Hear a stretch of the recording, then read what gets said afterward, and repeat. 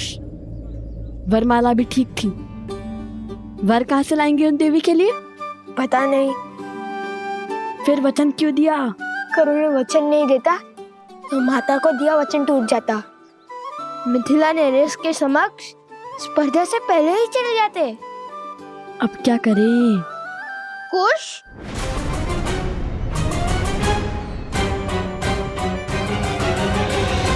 सैनिक थोड़ी ही ना हमारा नाम जानते हैं।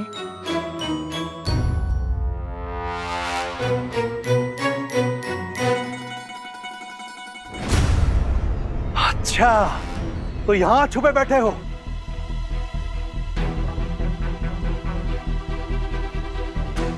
तो अकेले नहीं हो, पूरा का पूरा चोरों का दल है। अरे कैसा दल? भागो।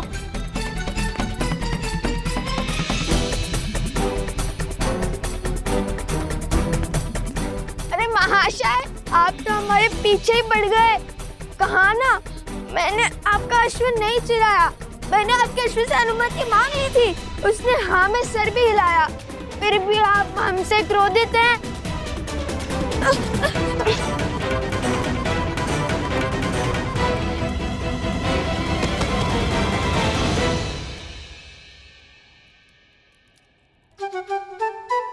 तुमने उचित नहीं किया कुश। किसी और की संपत्ति को बिना अनुमति के। भैया, अश्व का स्वामी भले ही व्यक्ति था, किंतु स्वयं अश्व भी तो स्वयं का स्वामी है। मैंने उससे पूछा था और उसने हाँ में सर भी हिलाया था। राजकुमारों को कब से अनुमति मांगनी पड़ी? क्या? अर्थात ऋषि कुमारों को। राजकुमार हो या ऋषि कुमार, अनुमति तो लेनी ही पड़ती है। अब तो सैनिकों के साथ उस अश्व के स्वामी से भी छुपना पड़ेगा। पूरा मिथिला पीछे पड़ गया हमारे। यदि पकड़े गए तो ना श्री राम से भेंट होगी और ना माता को दिया वचन पूरा होगा। हाँ, पकड़े गए तो अधिक बुरा होगा। पकड़े गए तो नहीं, पकड़े गए हो।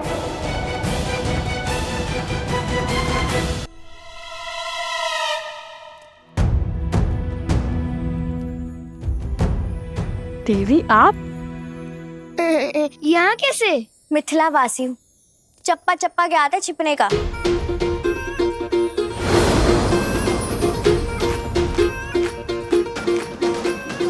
देखिए, ये मेरा वचन है।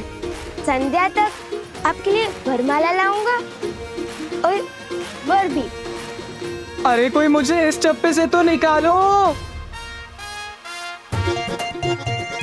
देवी, किसी मिथ्या बोध के कारण आपके सैनिक और वो अश्व का स्वामी हमारे पीछे पड़ गए हैं। परंतु मेरी बात सैनिक, देर रुक जाइए। हमारा कार्य सफल होते ही आपको सब विस्तार में बता दूंगा। अरे मेरी बात तो पहले मुझे इस मटके से निकालो। ओ गुरु, रुक जाइए। सैनिक, धैर्य रखिए। अरे कैसे धैर्य रखूं? अब मेरा विश्व इस मटके में समा गया है, ऐसा लग रहा है। आपको मटके से भी निकालेंगे और आपको वरमाला भी मिलेंगी। राजकुमारों की हर इच्छा पूरी होती है, बस कहने की देरी है। राजकुमार? ऋषि कुमार? अरे राजकुमार हो या ऋषि कुमार हो, कोई मुझे इससे निकालो। देवी, वरमाला दे देंगे, किंतु वर का थोड़ा कठिन है। मैं वरमाला भी पहनाऊंगा और वर भी बन जाऊंगा। कोई मुझे इससे तो निकालो। हमें आगे बढ़ना होगा। तुम्हें अपनी पड़ी है, पहले इन्हें निकालो। हाँ, प्रयास तो किया था, किंतु निकले नहीं। रुको।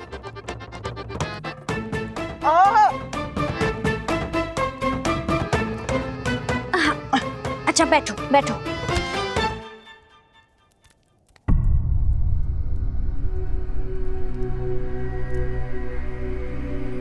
रुको।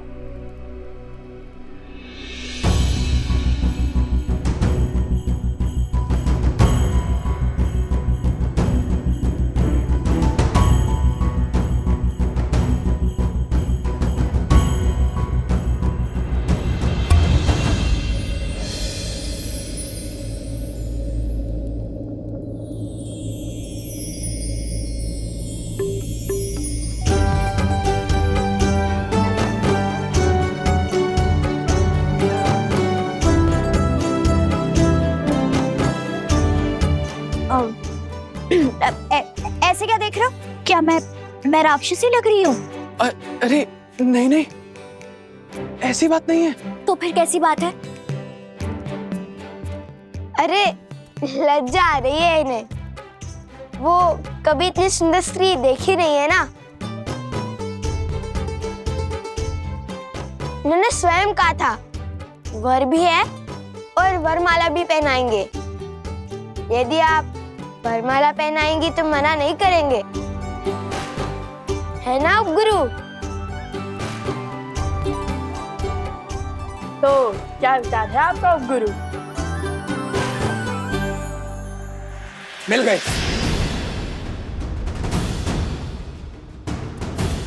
वर्णन जो दिया था उसके अनुसार यही वो चोर है। ले चलो इन्हें महाराज के पास।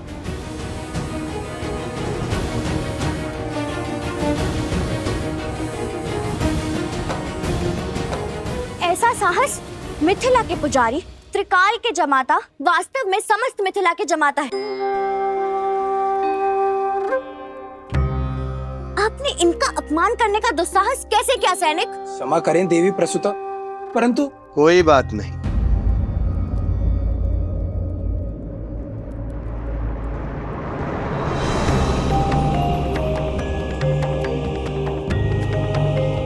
पिताश्री,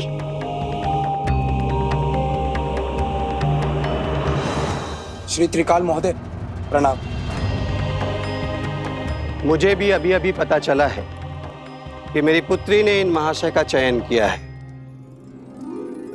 शीघ्र विवाह संपन्न होगा।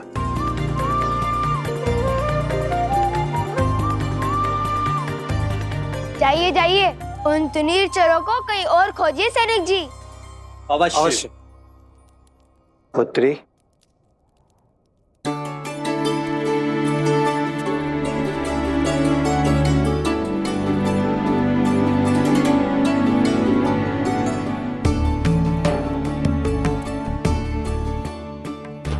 मैं अगस्त गोत्र का शिव उपासक त्रिकाल शरण शर्मा हूं और ये मेरी पुत्री प्रसूता है।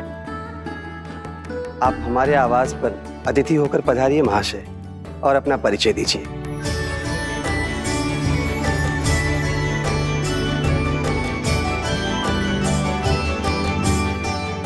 मैं भरद्वाज गोत्र का वैष्णव सोमकरण हूँ और ये मेरे भ्रातृश्री अवस्त्रा है। मैं उनकी ओर से अपने विवाह का क्षमा करें, अपनी ओर से इनके विवाह का प्रस्ताव। सुनो सुनो सुनो, मिथिला के जमाता अयोध्या के महाराज श्री रामचंद्र के स्वागत में कल प्रातःकाल भव्य उत्सव होगा। उसके पश्चात संसार भर से धनुर्धारी आके अपनी कला का प्रदर्शन करेंगे। अब सब शुभ होगा और कल श्री राम से भेंट भी निश्चित है। हाँ भैया, कदाचित माता सीता भी उनके साथ हो।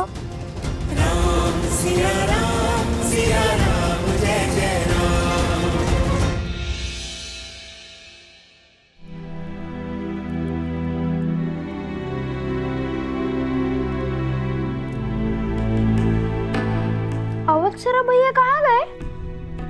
राजकुमार लव, राजकुमार कुछ भी नहीं है यहाँ।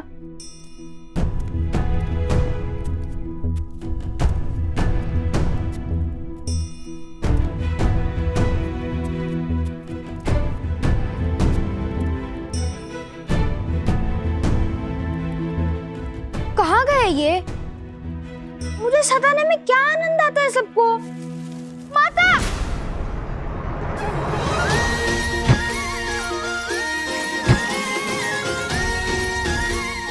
टोकरी के भीतर छुपने का छल अच्छा है। और मिथिला हमें तुनीर चोर समझती है, इसलिए तुम हमसे तनिक दूर ही रहना। वे नहीं जानते कि तुम हमारे साथ हो। हाँ, उप गुरु अवत्सरा वरमाला बनाने के पुष्प लेने गया है प्रसूता के साथ। तुम भी जाओ और विवाह की तैयारियां करो। हम स्पर्धा जीतकर अभी आते हैं। किंतु मुझे भी श्री राम से मिलना है। उनसे मिलने का अवसर मैं कैसे छोड़ दूं? जिसके भाग्य में जब उनके दर्शन होंगे वे तभी उसे मिलेंगे।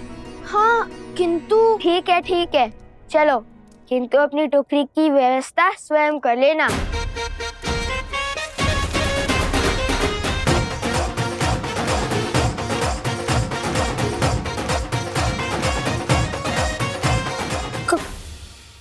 कहाँ है टोकरी? अरे यदि मुझे कोई पहचानता ही नहीं तो मुझे छुपने की क्या आवश्यकता है? मूर्ख बना गए मुझे।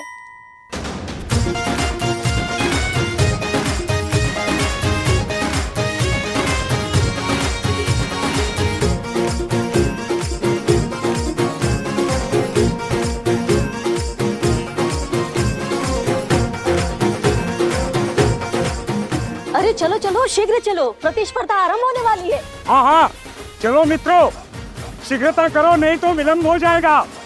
चलो जल्दी चलो।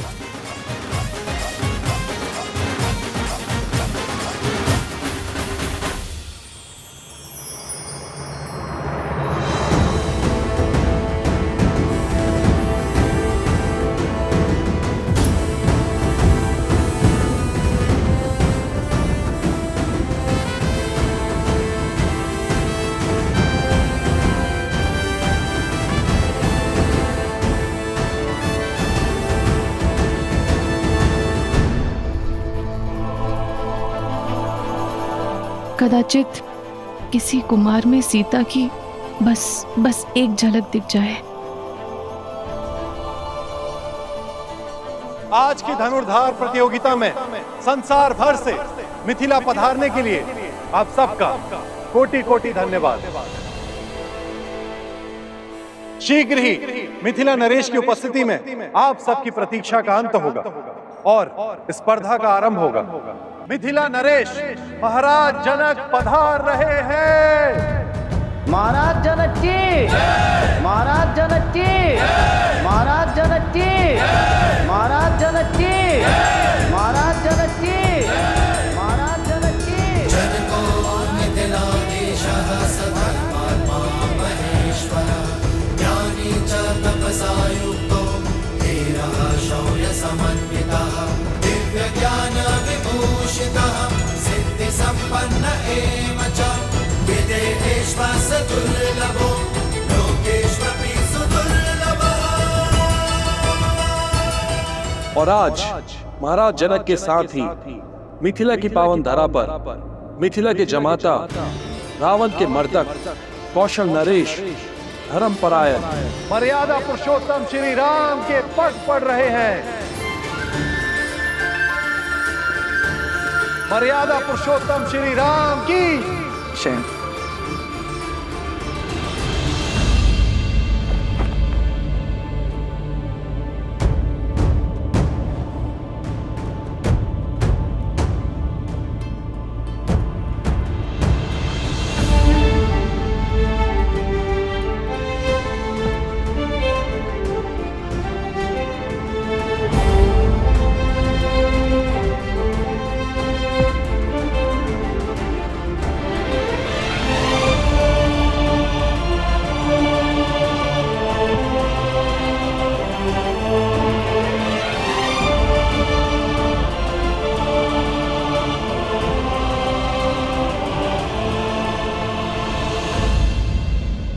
आप समझे या न समझे, मिथिला की जनता अपनों और अन्यों में अंतर जानती है।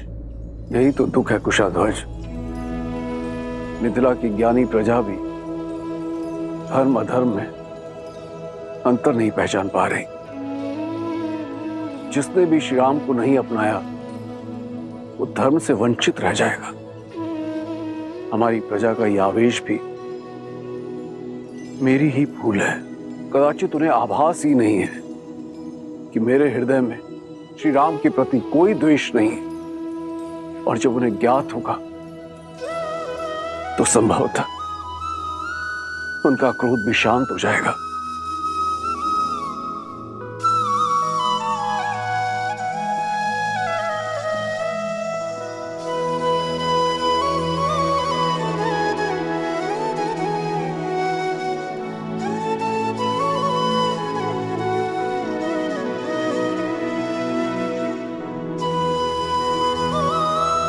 बोलो अयोध्या नरेश, मिथिला के जमाता सियावर रामचंद्र की।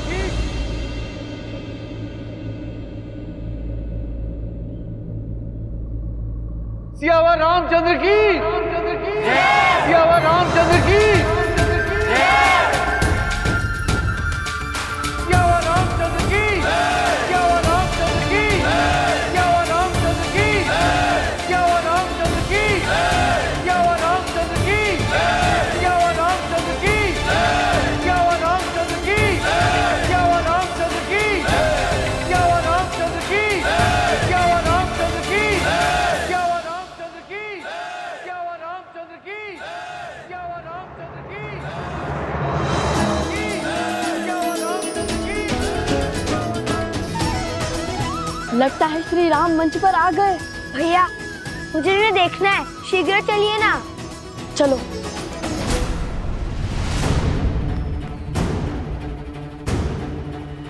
कैसे जाएं?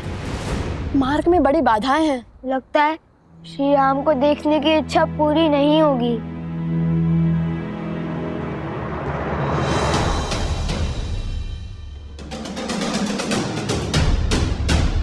तुम्हारी इच्छा अवश्य पूर्ण होगी कुश।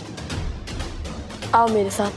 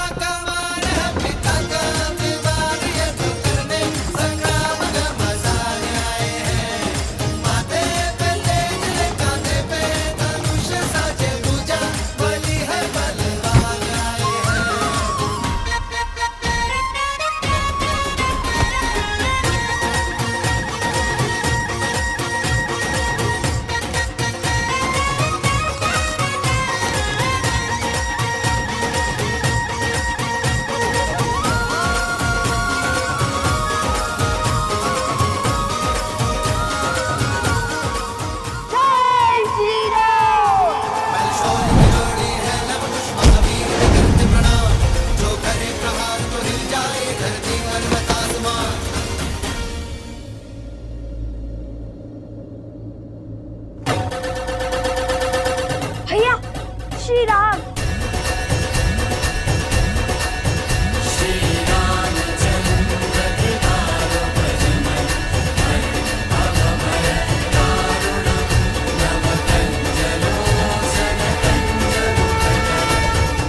ध्वज के कारण श्री राम के दर्शन नहीं हो पा रहे हैं। भैया इस समस्या का समाधान अभी कर देता हूँ।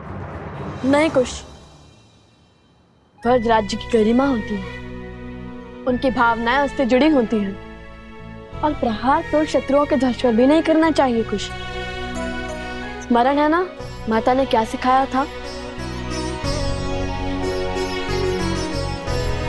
तन को छल्ली करने से भी अधिक घातक है भावनाओं को तार तार करना। तन के घाव भर जाते हैं, मन के नहीं। हनुमान जी होते तो कितना अच्छा होता। पवन देव से कहकर इस तीव्र वायु को रोक देते। यदि माता ने महाराज जनक से मिलने के लिए मना न किया होता तो दर्शन तो क्या, अभी तक तो भेंट भी हो चुकी होती श्री राम से। किंतु तुमने उचित कहा कुश, पवन देव से कहकर इस तीव्र वायु को रोक देते हनुमान जी। हे पवन देव, भक्त को भगवान से रोकना प्यासे को जल से दूर रखने के समान है। हमने भी आपके पुत्र हनुमान जी की भांति श्री राम की अनन्य भक्ति की है। इतने संकट पार कर हम यहाँ आए हैं।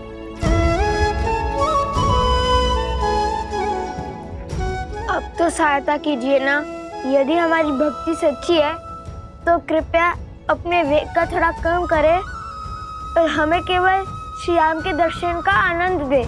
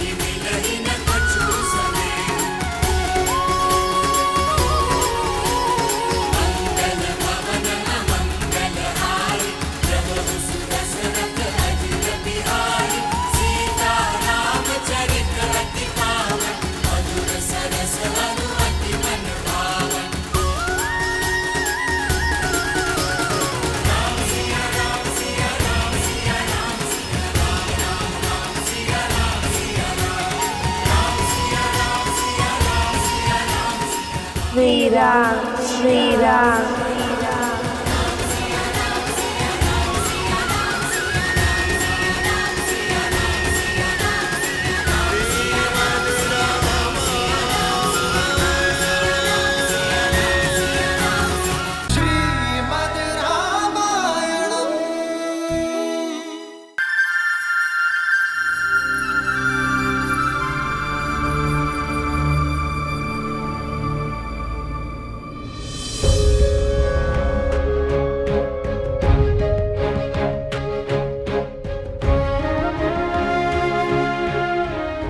महाराज, आपके नेत्र उन ऋषि कुमारों को खोज रहे हैं। हाँ श्री राम, उनके मिथिला में आने का प्रमाण तो मिल ही चुका है। वो तुनीर, अवश्य ही वो यहीं कहीं होंगे। फिर चिंता किस बात की? ऐसी प्रतिस्पर्धा कोई धनुर्धर नहीं छोड़ेगा। आप स्पर्धा का शुभारंभ कीजिए महाराज। वो बालक अवश्य भाग लेंगे। हम अवश्य भाग लेंगे कुश। प्रतियोगिता क्षेत्र में हमारे जाने पर रोक है, किंतु हमारे बाणों को तो नहीं।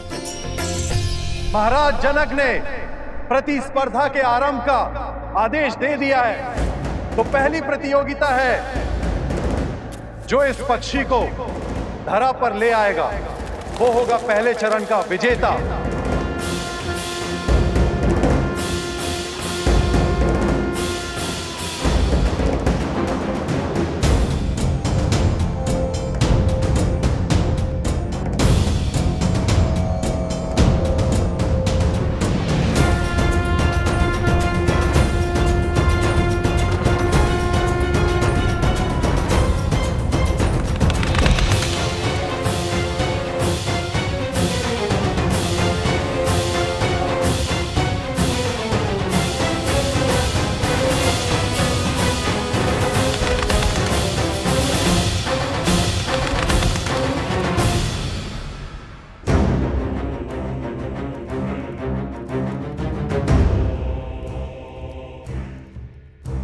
पुनः यही आ पहुंचा। वहां जाता हूँ जैसे आया था।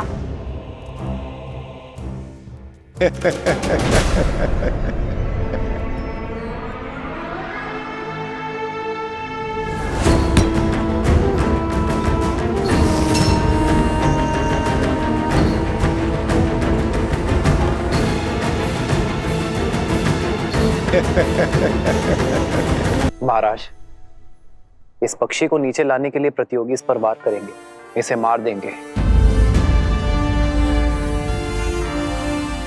धर्म की रक्षा के लिए वध करना केवल देवताओं का कार्य है। आत्म सुरक्षा के लिए वध करना मनुष्य का कार्य है। भोजन के लिए वध करना पशुओं का कार्य है। किंतु केवल मनोरंजन के लिए या सामर्थ्य के प्रदर्शन के लिए वध करना केवल और केवल राक्षसों का कार्य है।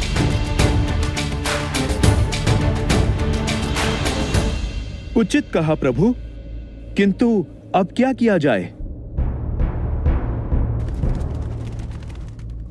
इस पक्षी को बिना मारे भूमि पर लाना होगा। उसे आहत करना निषेध है। उचित कहा आपने श्री राम।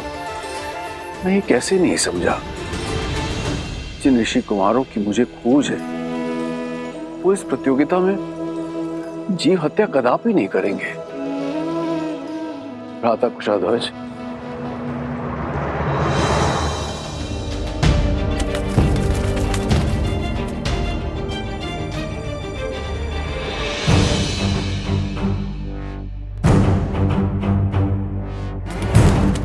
प्रभु, बिना पक्षी को आहत किए कैसे नीचे लाएंगे वो? ये तो नन्हे बालक जान पड़ते हैं। इतनी बुद्धि, इतना विवेक होगा उनमें? प्रभु, कहीं प्रयास में ही पक्षी आहत हो गया तो? एक विशेष सूचना, इस पक्षी को नीचे लाने के लिए कोई भी इसे आहत नहीं कर सकता।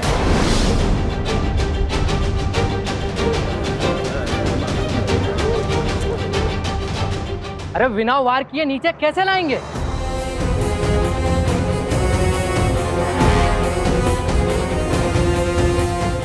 हमें कौन से पक्षी की भाषा आती है? जो उन्हें बहला फुसला के नीचे ले आएंगे।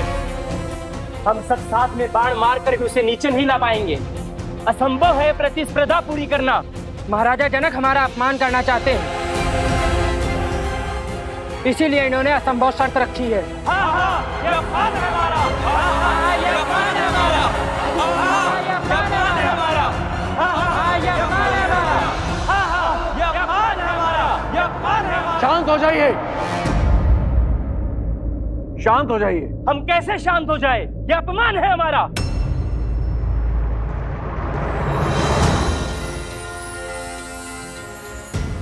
जय श्री राम। भैया वो देखिए, हनुमान जी, हनुमान जी। जय हनुमान, जय बजरंगबली। धन्य हो गए हम। पहले प्रभु श्री राम और अब हनुमान जी के भी दर्शन हो गए हमें। ऊपर माता सीता के दर्शन हो जाए। राम नाम से सागर में पत्थर तैर गए महाशय, और आप कहते हैं बिना मारे पक्षी को नीचे लाना असंभव है। प्रतियोगिता का नियम है तो उसे पूरा करने वाला भी होगा, अन्यथा हार मान के अपने ध्वज को लज्जित करके आप चले जाइए यहां से।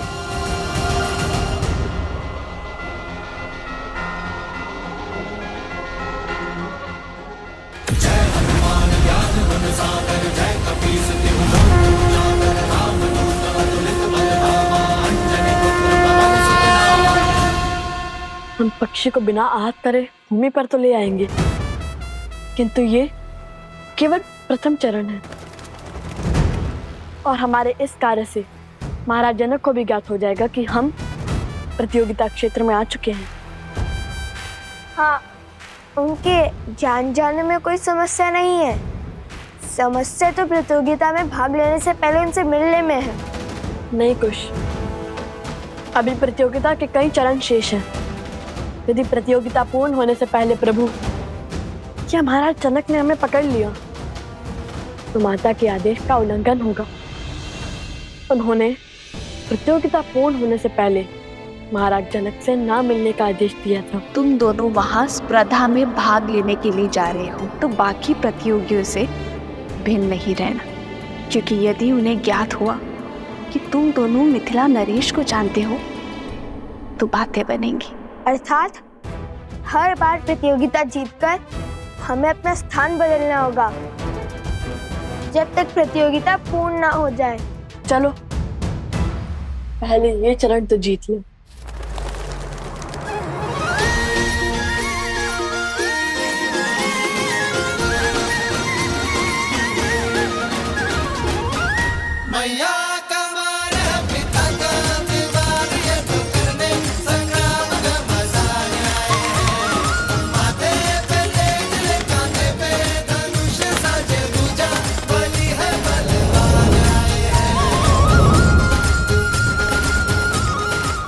अभी नहीं कुछ, उसे तनिक हमारे महाराज के निकट तो आने दो।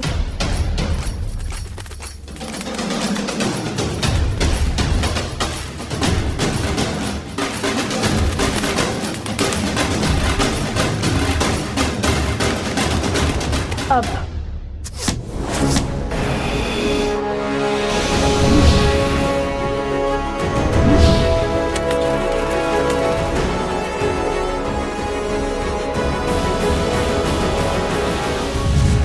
वो देखिए तीर।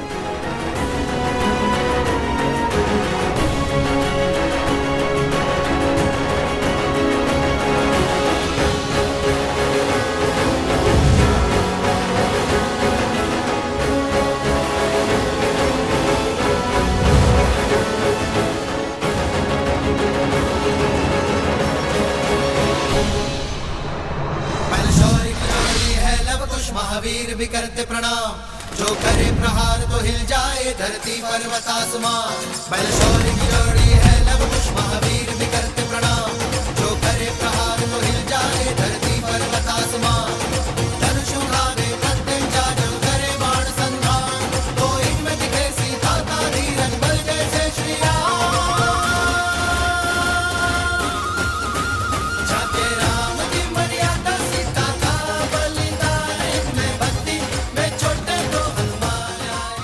अद्भुत। वर्षों से ऐसी कला नहीं देखी मैंने। प्रभु, आपको प्रसन्न करने वाले ये धनुर्धर सामान्य नहीं हो सकते। ये अवश्य ही उन ऋषि कुमारों की लीला होगी। आर्य, सच कहते हैं आप। कुशध्वज, आप शीघ्र सैनिकों को उस ओर भेजिए।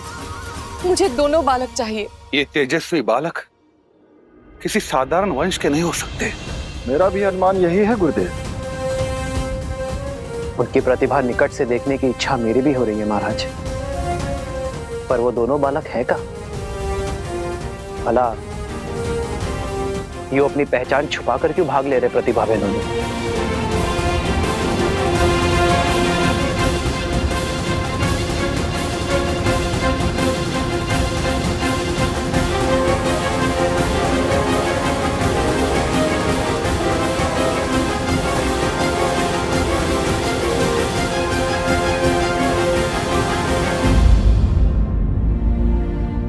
मुझे पूर्ण विश्वास है कि ये वही वीर बालक है, किंतु ये चुप चुप किस स्पर्धा में भाग क्यों ले रहे हैं? उन बालकों को खोजना चाहते हैं तो प्रतिस्पर्धा आगे बढ़ाइए महाराज। जिन्होंने पहले चरण में अपना शौर्य दिखाया है, वो दूसरे चरण में भी अपनी उपस्थिति अवश्य दिखाएंगे। आनंद,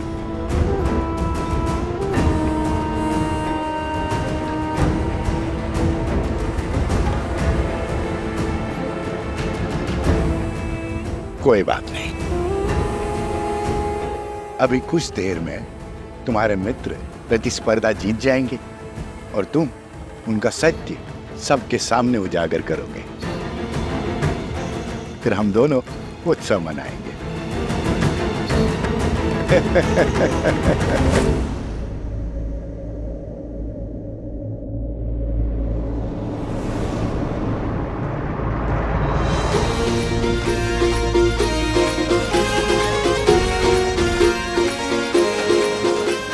जाओ वहां, खोजो उन्हें।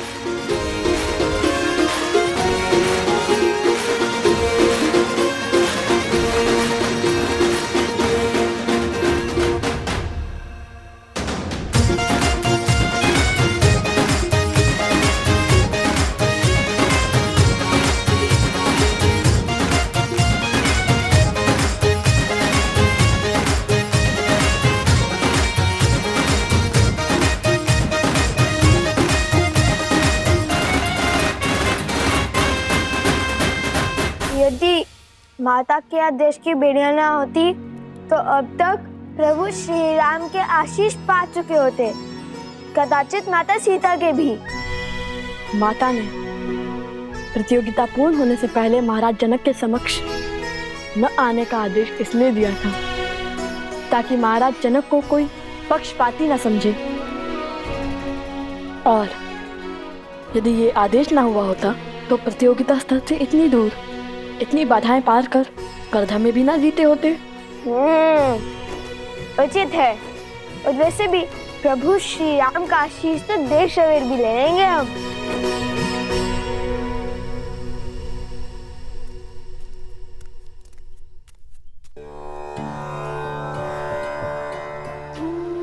कितने सुंदर और अनोखे पुष्प हैं वन देवी। कहाँ से मिले? आश्रम के आसपास तो ऐसे पुष्प नहीं है। फाल्गु नदी से लौटते समय लवकुश लेकर आए थे। इतनी सुंदर और अद्वितीय माला बनाई, किंतु इतनी छोटी क्यों? ये मेरे आराध्य के लिए, जिनकी मूर्ति मैं सदा अपने साथ रखती हूँ। ये लवकुश भी ना जब सामने होते तो कोई ना कोई करतब कर मुझे चिंता में डाल देते हैं, और जब सामने नहीं होते तो किसी अनिष्ट का भय मेरी चिंता का कारण बन जाता है। तो सोचती हूँ किसी न किसी कार्य में अपना मन लगा लूं। आज भी न जाने कैसी चल रही होगी उनकी प्रतिस्पर्धा। कहीं माता उन्हें देखकर सत्य ना जान गई हो। तो अब समय आ गया है इस प्रतियोगिता के दूसरे चरण का आरंभ करने का। देखते हैं इस चरण में कौन जीतता है, वो जो हमारे समक्ष हैं या वो जो गुप्त हैं, जिनके केवल बाण ही हमारे समक्ष हैं। श्री राम, लव कुश की प्रतिभा को देखते हुए ऐसा प्रतीत हो रहा है कि इस प्रतियोगिता के स्तर को बढ़ाना होगा। आपके क्या विचार हैं?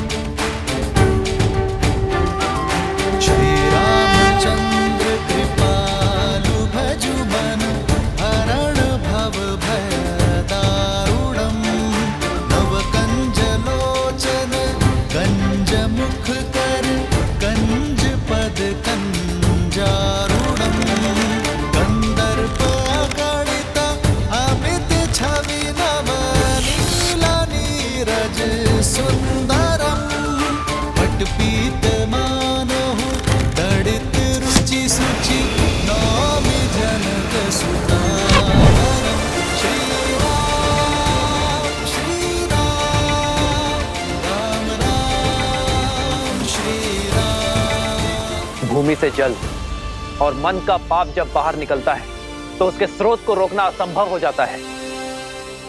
आज जो धनुर्धारी इस जल के स्रोत को रोक पाएगा वही वास्तव में महान कहलाएगा और इस चरण का विजेता भी।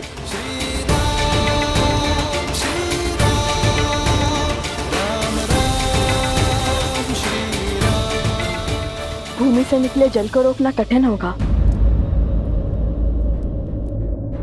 अत्यंत कठिन कार्य है श्री राम। किसी भी भूमि से जल निकालना गुरु अपने शिष्य को अवश्य सिखाते हैं, किंतु धरा से निकलते जल को रोकना ये हर किसी के बस की बात नहीं है। वीरों को परख रहे हैं महाराज, परीक्षा इतनी सरल कैसे हो सकती है। देखते हैं उन ऋषि कुमारों ने विद्या सीखी है या नहीं।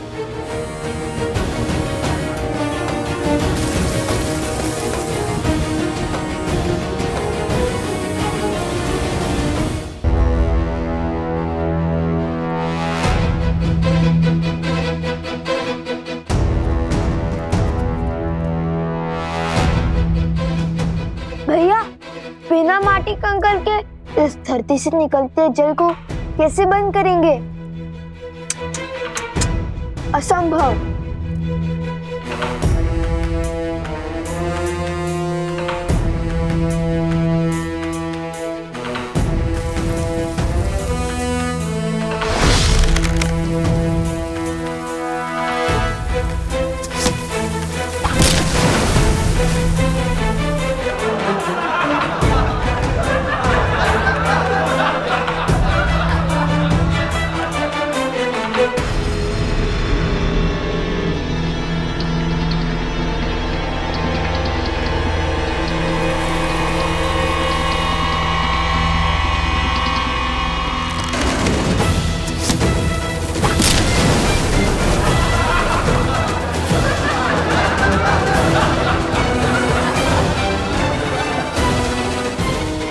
स्मरण है भगवान वाल्मीकि ने हमें क्या कहा था?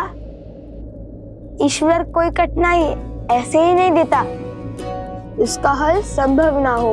अर्थात हमें समस्या पर नहीं, उनके शब्दों पर ध्यान देना चाहिए। श्री राम की दी हुई चुनौती को ठीक से समझना चाहिए। उनके मुख से निकले हर शब्द में ही संकट का हल होता है, किंतु सरल तो ये भी नहीं होगा, क्योंकि महान व्यक्ति और व्यक्तित्व के मुख से निकले शब्दों को समझने में कभी कभी पूरा जीवन निकल जाता है। अरे शीघ्र हल खोजिए भैया, जीवन भर यही थोड़ी ना छुपे बैठ सकते हैं। मन के गर्त से निकले पाप को रोकने के लिए क्या उपाय हो सकता है? ईश्वर की कृपा, और क्या।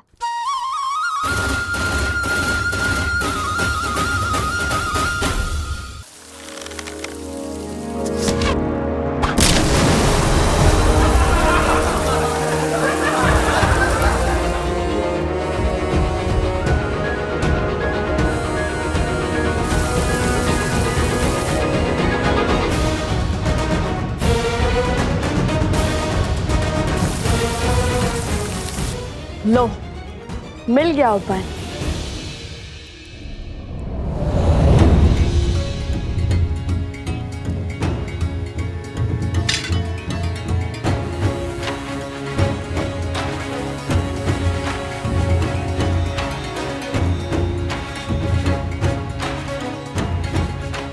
जल का प्रभाव नीचे से ऊपर है, तो उसे रोकने के लिए हमें उसका विपरीत अर्थात ऊपर से दबाव बनाना होगा। और श्री राम नाम के अतिरिक्त कौन है जो पाप के ज्वार और बहती जलधारा को रोक सके? अब इस जलधारा के मुख पर हमारे ईश्वर श्री राम नाम की मोहर लगेगी।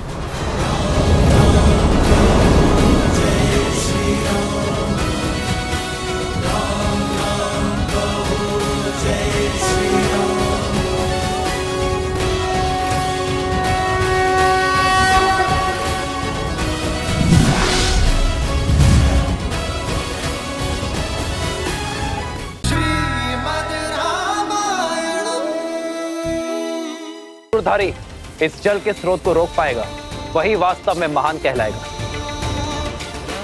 और इस चरण का विजेता भी।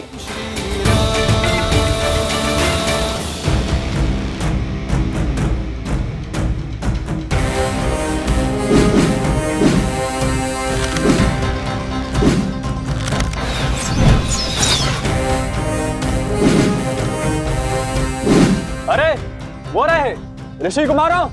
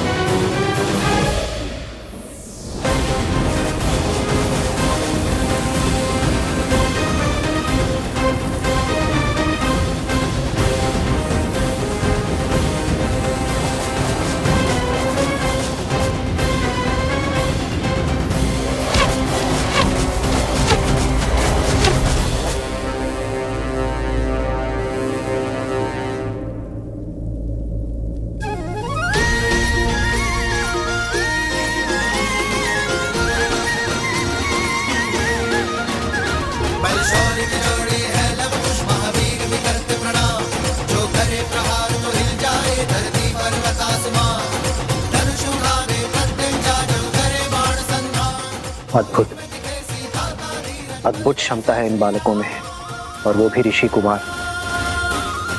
इस आयु में ऐसे धनुर्विद्या का प्रदर्शन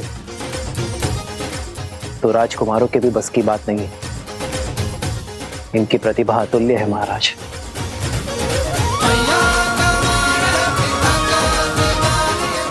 अरे रुको,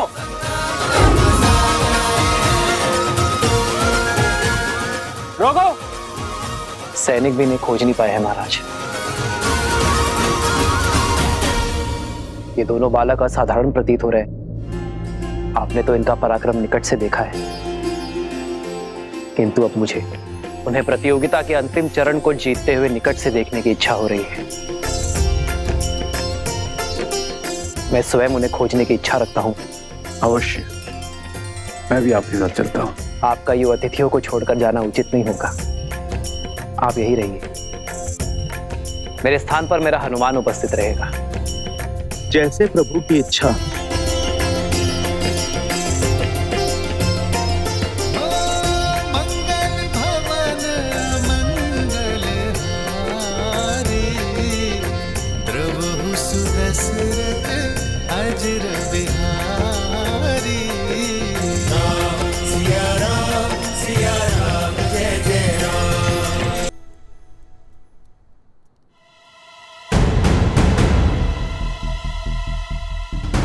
कुश, चलो प्रतियोगिता क्षेत्र के तनिक निकट चलते हैं। अब यहाँ सब हमारी खोज में लग जाएंगे।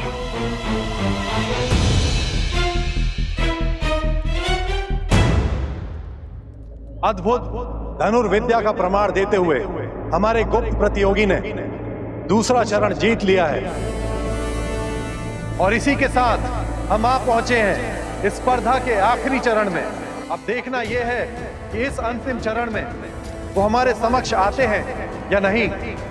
तो ध्यान से सुनो, इस चरण में महाराज जनक का अश्व, जिसे आसपास के सभी 12 राज्यों में सबसे तीव्र होने का गौरव प्राप्त है, उसे बिना क्षति पहुंचाए रोक पाएगा, वो होगा प्रतिस्पर्धा का विजेता।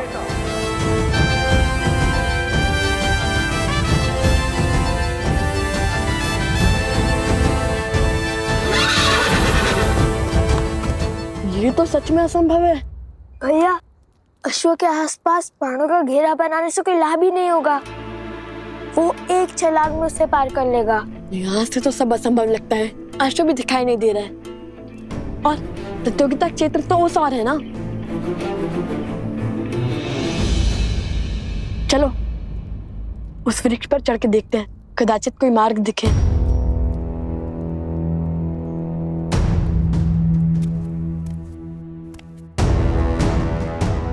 सैनिक आ रहे, धनुष छुपाओ। ये लो।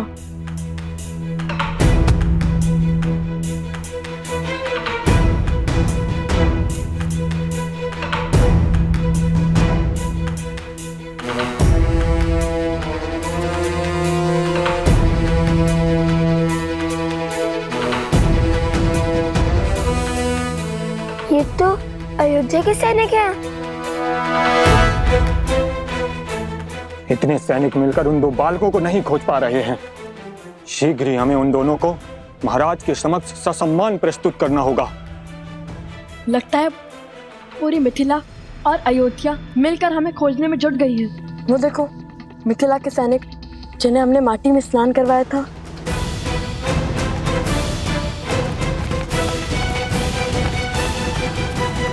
ये अकस्मात रुक क्यों गए? लगता है राजघराने से कोई आ रहा है।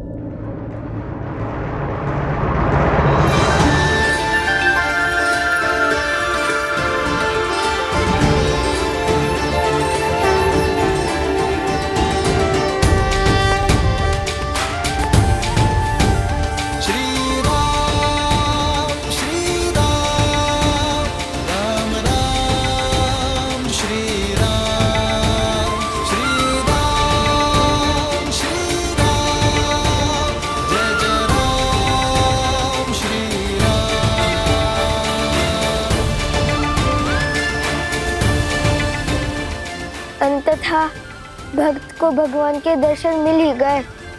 हमारे आराध्य, हमारे भगवान,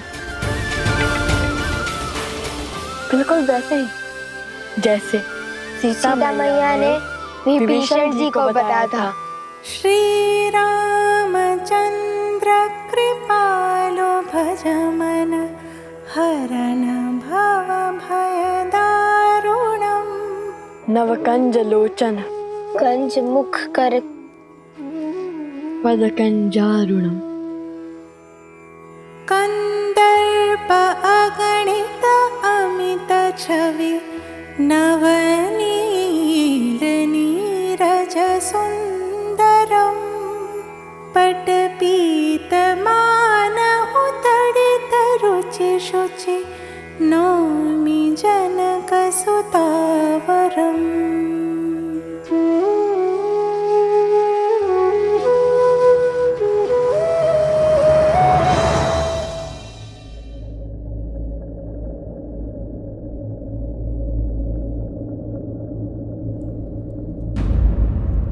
कुश, श्री राम के चरण स्पर्श करने के लिए इससे अच्छा अवसर नहीं मिलेगा हमें। चरण स्पर्श करे या स्पर्धा? कुमारों,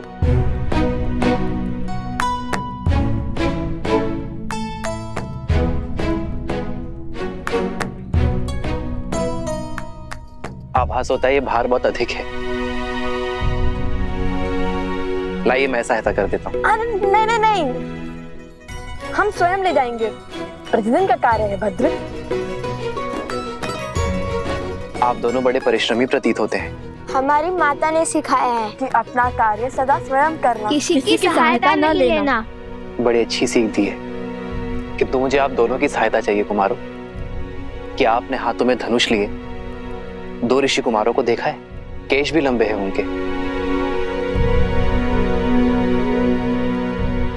हाँ हाँ, उस ओर गए वो दोनों ऋषि कुमार।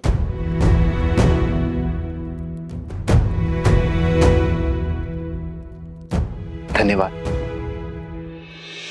अपने पिता के चरण स्पर्श करके आशीर्वाद लेना हमारे पुत्रों की नियति में नहीं, किंतु ये पुष्प वो दोनों ही लेकर आए हैं आर्य। इसमें उनका स्पर्श है, स्वीकार कीजिए। सिया राम, सिया राम, सिया राम, सिया राम, सिया राम, सिया राम, सिया राम, सिया राम। हमें आशीर्वाद देते जाइए श्री राम।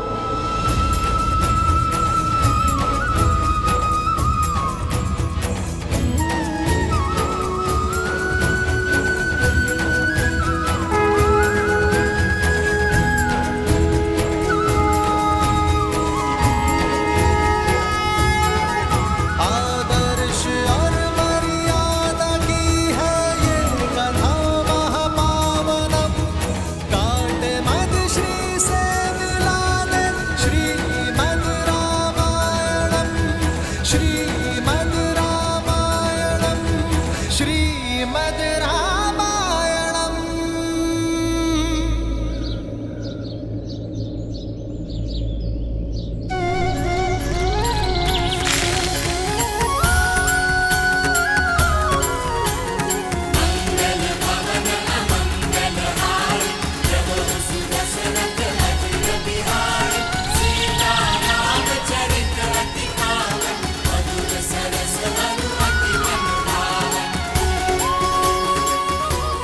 प्रसन्न रहो।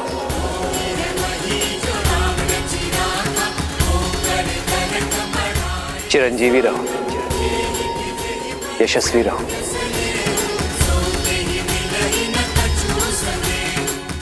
ये कैसा अद्भुत आभास है।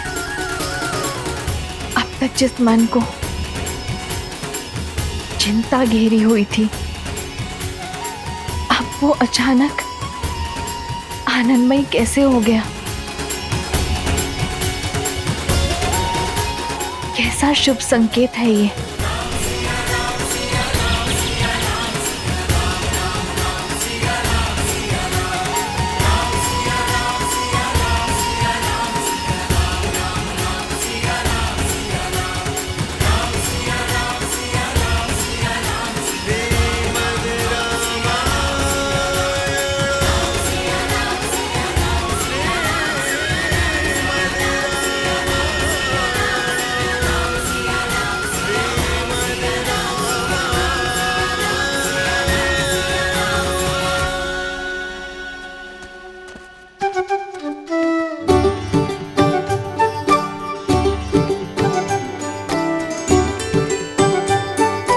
बुरी बात, असत्य क्यों कहा तुमने? हम तो यही हैं। सत्य और मैंने तो केवल इतना ही कहा था कि वो 2 ऋषि कुमार उस ओर से आए थे और हम भी तो उसी ओर से आए, तो हम भी थे ना उसी ओर से। सत्य को तर्क में मत उलझाओ खुश। श्री राम से असत्य कहा है तुमने। प्रतियोगिता जीतने के बाद जब हम प्रभु श्री राम से मिलेंगे तो हमें उनसे क्षमा मांगनी होगी, समझे तुम? समझ गया भ्राता श्री। अब चलिए, वहाँ कोई सैनिक नहीं है। चलो।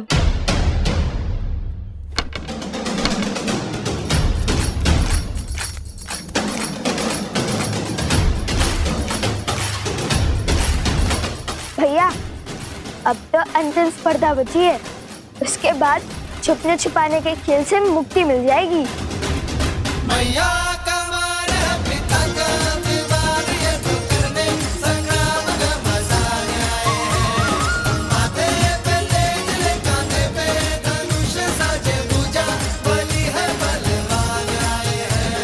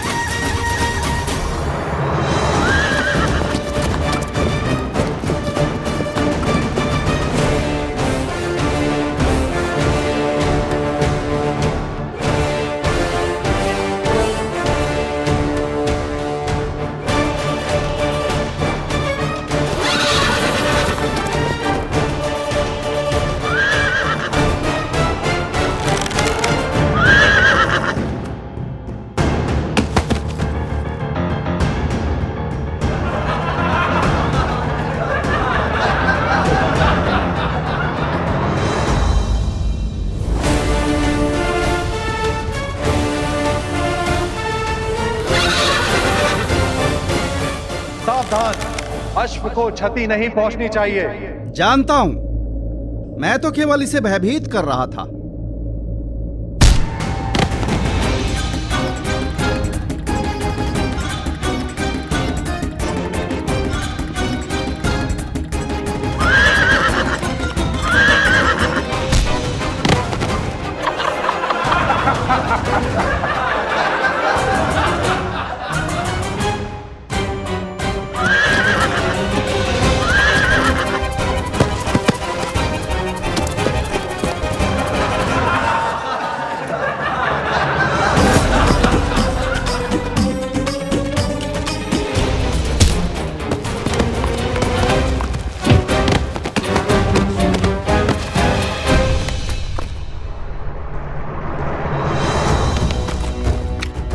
अश्व प्रतियोगिता के स्थल से बाहर निकल चुका है भैया।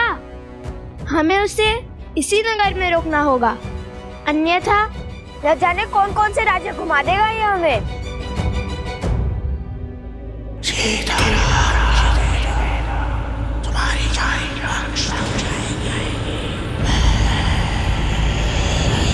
ये किस राक्षसी शक्ति का आभास हुआ मुझे?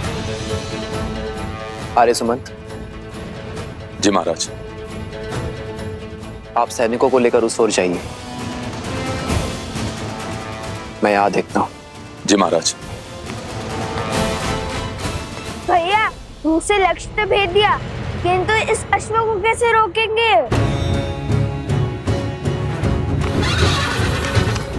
श्री राम से क्षण भर की भेंट भी जन्मों के संकट टाल देती है। तुम देखना, उनके दर्शन का लाभ अवश्य मिलेगा हमें। किंतु उन्होंने तो कभी कोई अश्व नहीं रोका था। रोका था क्या?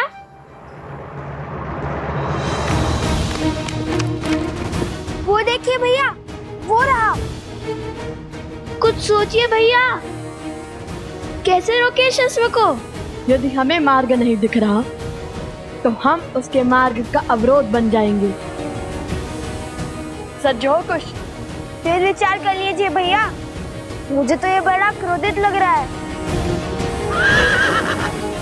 सोचो कुछ, श्री राम ने क्या कहा था?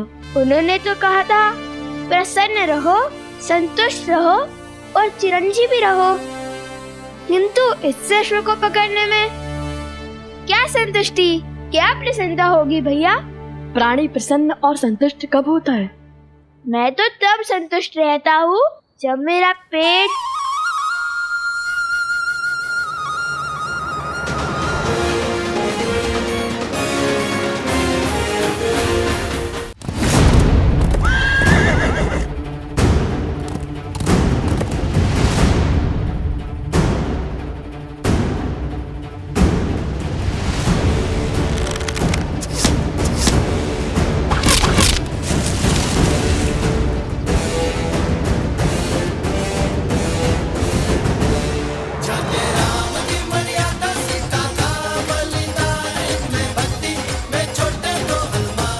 प्राणी तब संतुष्ट होता है जब उसका पेट भरता है। महाराज की जय हो। महाराज, दोनों ऋषि कुमारों ने अश्व की भूख मिटाने के लिए उसके आगे पत्तों का भंडार लगा दिया है। अब वे अश्व को लेकर प्रतियोगिता क्षेत्र में आ रहे हैं महाराज।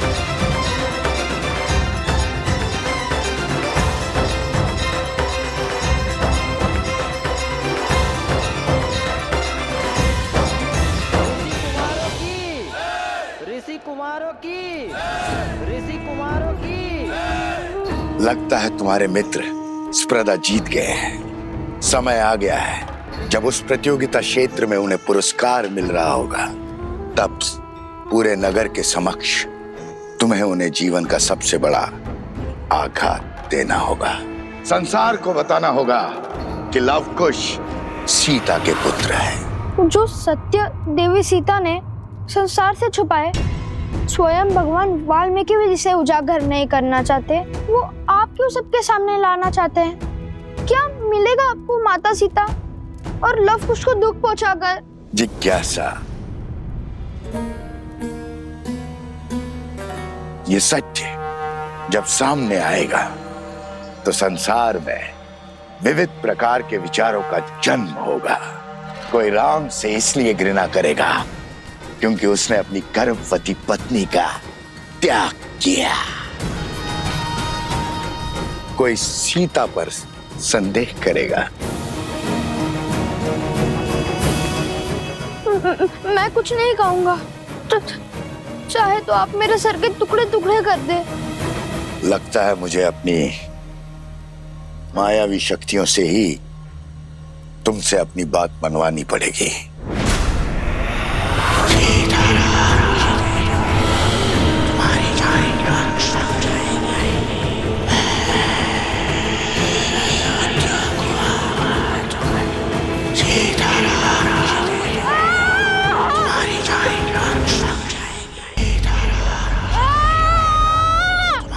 राम नाम के समक्ष कोई असुरी शक्ति टिक नहीं सकती। राम राम राम राम राम राम राम राम राम राम। मौन हो जाओ मूर्ख बालक। राम राम